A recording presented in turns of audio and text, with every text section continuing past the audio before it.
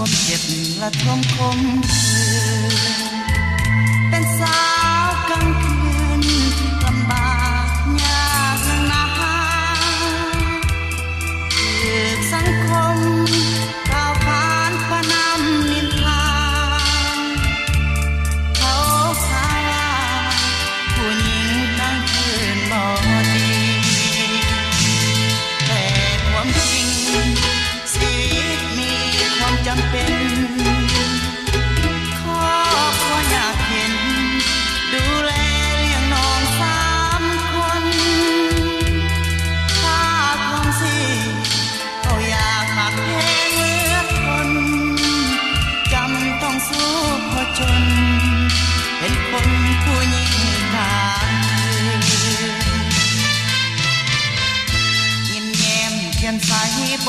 ริการก็เพื่อแลกกับเงินก่อนจะได้มา